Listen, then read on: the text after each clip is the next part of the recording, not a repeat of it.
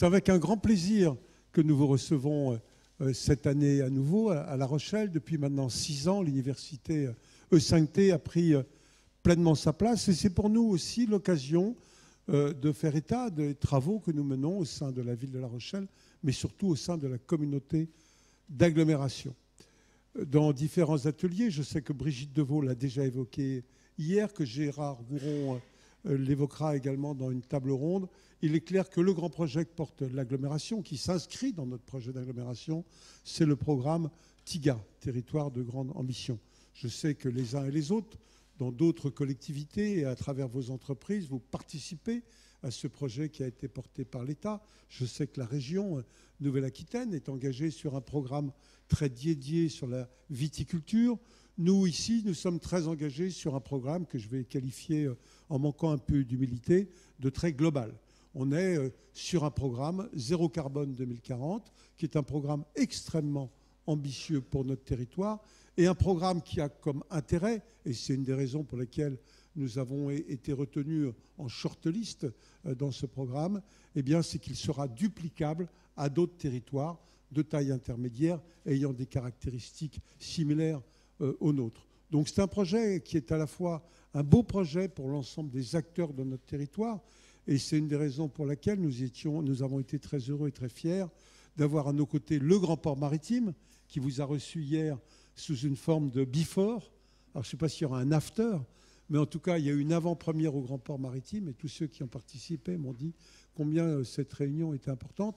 Et donc le Grand Port Maritime est un de nos grands partenaires, avec l'Université de La Rochelle, avec Atlantic, qui sont pour nous un ensemble de partenaires majeurs pour réussir ce programme TIGA. Pour nous, on le considère comme tellement important que si par le plus grand des malheurs, nous n'étions pas retenus, mais ce que je n'ose imaginer une seule seconde, eh bien nous le porterons quand même. Simplement, il y a un phénomène d'accélération par les moyens financiers qui peuvent être mis en œuvre grâce notamment au concours de la Caisse des dépôts. Et donc pour nous, je vais le dire aujourd'hui, on a une certaine impatience que l'État précise les règles du jeu.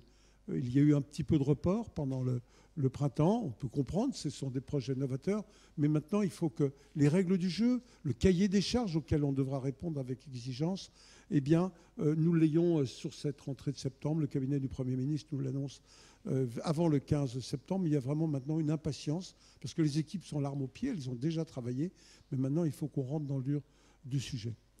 Par ailleurs, ce programme TIGA, il se décline sur 1000 facettes. On va voir la semaine de la mobilité, chère Brigitte, dans quelques jours. Et donc là aussi, bien sûr, il s'inscrit, cette semaine de la mobilité s'inscrit dans ce grand programme.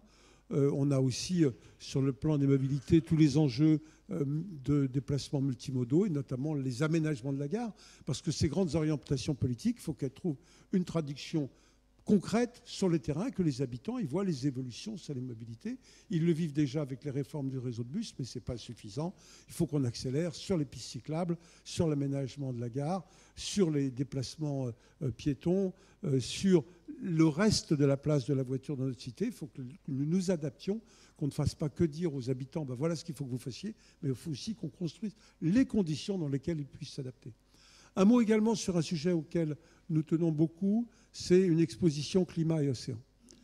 Nous souhaitons qu'à terme, La Rochelle devienne un lieu ressource pour la réflexion, ce que vous faites déjà. Parce qu'on voit bien que le climato-scepticisme a reculé. Il n'empêche qu'il y a un appétit des habitants, des citoyens, pour comprendre comment les phénomènes se passent. Pourquoi une évolution qui semble très faible de la température peut conduire à des cyclones plus violents? Pourquoi un iceberg qui fond fait monter la mer? Le bon sens montre, tiens, c'est bizarre parce que l'eau, elle existait déjà et on joue à somme nulle. Donc d'expliquer les phénomènes, je crois qu'il y a un énorme appétit pour comprendre ces phénomènes, les vivre, parce qu'avec les technologies, on peut aujourd'hui vivre à distance ces phénomènes. Donc notre démarche, elle est en 2 temps. Un premier temps, une expo temporaire, là où il y a l'expo d'Elmas-Villejeu que nous avons inaugurée il y a 2 ans. Elle fermera au printemps prochain, pour ouvrir à l'automne suivante sous la forme d'une expo temporaire climat et océan. Nous travaillons avec des partenaires, mais il y a encore de la place autour de la table pour travailler sur ce dossier-là. Notamment, on va avoir des rencontres avec l'équipe de Tara, puisque climat et océan, les travaux menés par Tara, à la fois les travaux scientifiques, mais aussi les films, les productions d'images sont extrêmement intéressantes. Et puis ensuite, si ce test est positif, s'il y a un appétit de la population, pas seulement la population locale, mais également la population européenne, eh bien, on travaillera sur un espace climat et océan à une échelle beaucoup plus grande pour faire de La Rochelle un lieu ressource sur l'intelligence, sur comprendre les phénomènes, parce que je crois qu'on ne peut adhérer à des démarches qui parfois vont changer notre quotidien que si on comprend les mécanismes qui les mettent en œuvre. En tout cas, un grand merci. Très bonne université. Elle a déjà bien démarré hier. Je vous souhaite d'excellents travaux et puis un excellent séjour à La Rochelle. Merci à tous.